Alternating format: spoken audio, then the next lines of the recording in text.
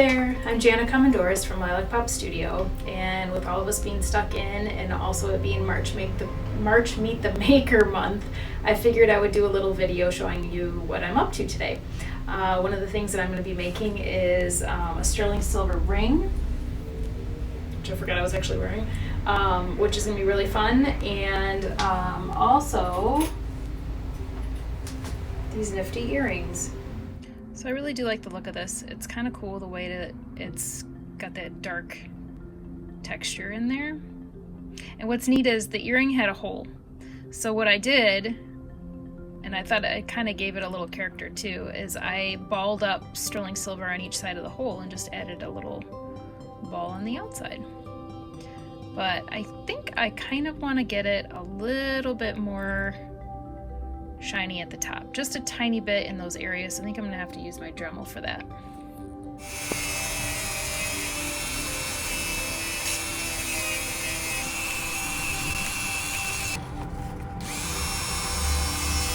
It all nice and shined up.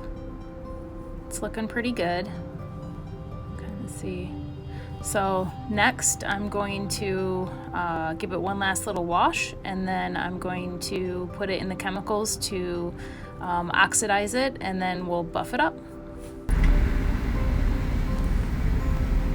So while we're waiting for the oxidation process with that ring to happen, I pulled these babies out of the oxidation process too. I use liver of sulfur, and these are actually recycled sheet metal that I cut and sanded and gave it a nice little sanding on the top to give it that texture. But anyways, this is sterling silver, so I clipped it, flattened it on the ends, and then gave it a nice shape on the top there. And then I took rivets and did the rivets through it to hold it so they're nice and snug, and then made the hooks for it too. So now that it came out, it's looking a little shabby right now, but now I'm going to buff it up, and that's part of my favorite process that I do, because it just kind of brings it all to life. So using a little piece of steel wool, you can kind of bring some of that shine back up, but it still keeps that nice dark patina in any of the textured areas, and it really matches the dark rivet that I use too.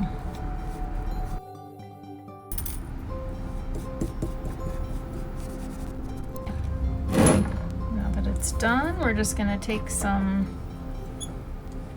pliers.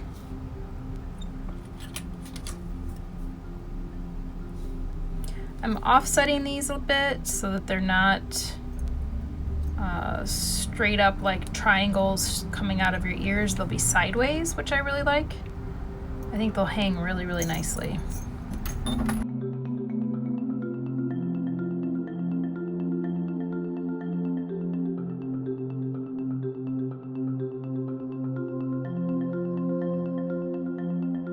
As you can see, it's pretty dark, which it's kind of cool the way it is, but we're gonna give it a little extra shine.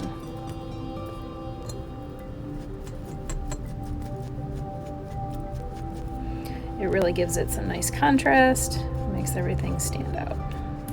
And just like that, the ring is done. How cool is that? Came out really nice.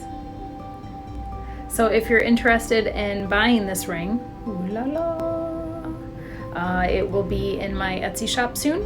I'm gonna photograph it with my good camera tomorrow. Hopefully we'll get some light so I can do it, and I'll get it listed in there. Unless you can't wait and you want to purchase it before I even list it, you can just contact me directly. I'm gonna guess it's probably a 7.5 to 8, because I'm a 7 and it's a little loose. Probably a 7.5 because it's just a bit loose on my ring finger, and a bit tight on my middle finger. So it's got to be about a 7.5. So anyway, thanks for watching.